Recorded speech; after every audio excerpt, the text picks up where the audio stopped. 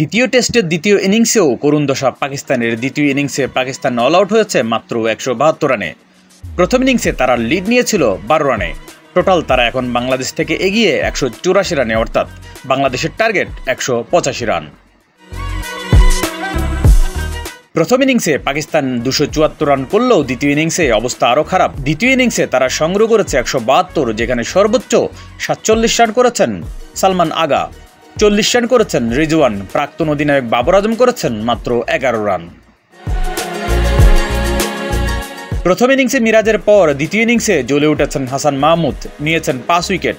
টেস্টে এটাই তার প্রথম ৫ উইকেট শিকার। এছাড়া নাহিদ রানা ৪ উইকেট এবং তাসকিন নিয়েছেন ১ উইকেট।